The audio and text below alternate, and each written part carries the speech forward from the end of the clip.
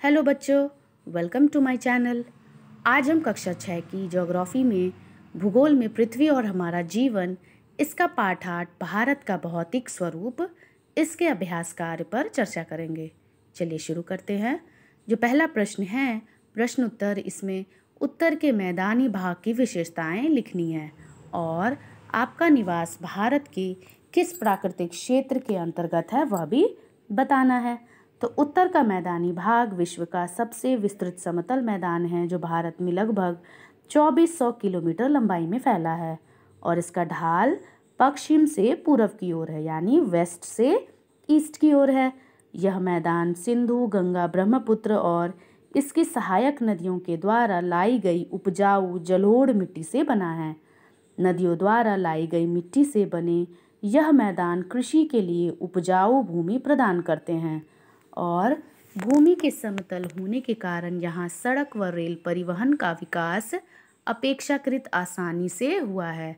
नदियों का क्षेत्र होने के कारण उनसे नहरें निकालकर सिंचाई व जल परिवहन का विकास किया जा सकता है।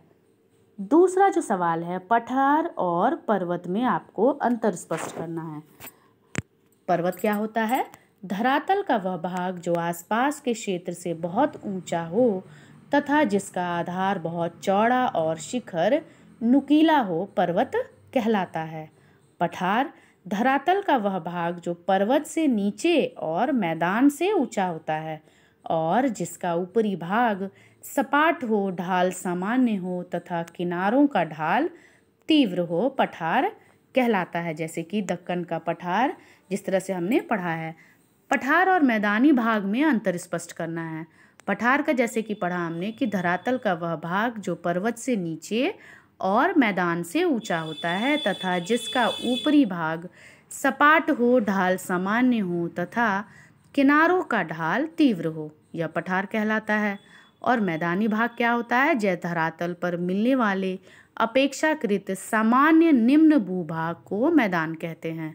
इसका ढाल एकदम न्यून होता है, यानी यहाँ जो ढाल है वह बिल्कुल भी बहुत ही कम होता है और ऐसे बिल्कुल ज़ीरो समझ लीजिए। और ऐसे क्षेत्रों में नदियों का प्रवाह जो है वह धीमे पड़ जाता है और मैदानी भाग पठार की तुलना में अधिक समतल होते हैं।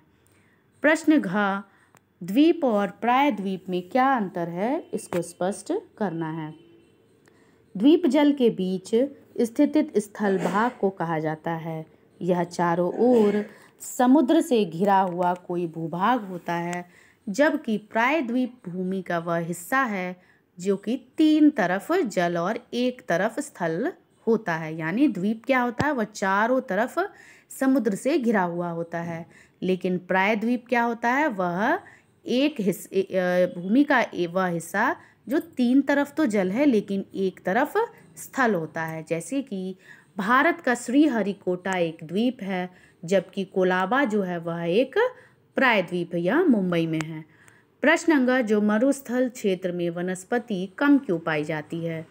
मरुस्थलीय क्षेत्र जो है वह शुष्क, गर्म तथा रेतीला स्थल है। इसी कारण यहाँ पर वनस्पति की मात्रा कम पाई जाती है। यह थार डेजर्ट, ये बहुत मरुस्थलीय एरिया होती है। यहाँ पर पानी की बहुत कमी होती है, जिसकी वजह से वनस्पति की मात्रा बहुत कम पाई जाती है। भारत की अर्थव्यवस्था में उत्तर के पर्वतीय भाग का क्या योगदान है?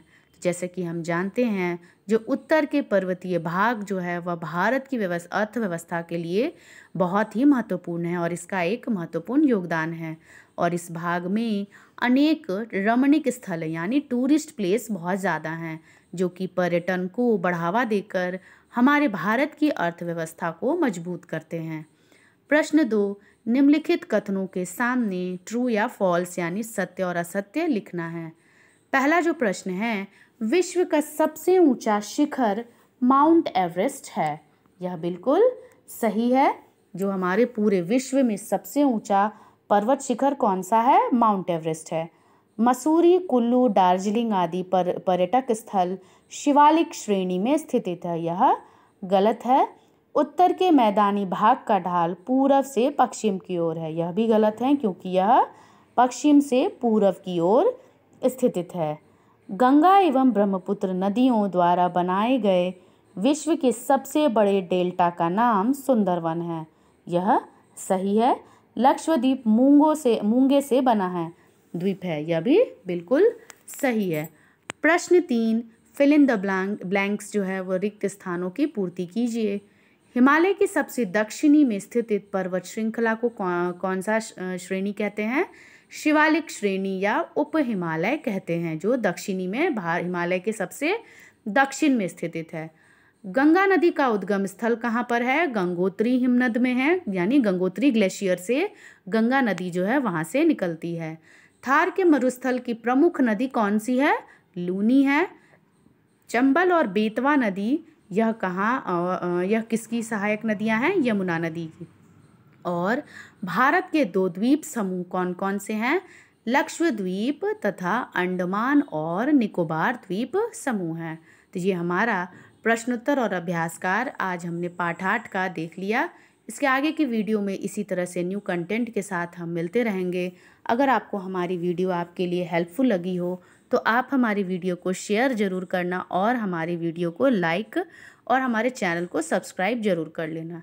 चलिए अब हम नेक्स्ट वीडियो में मिलते हैं।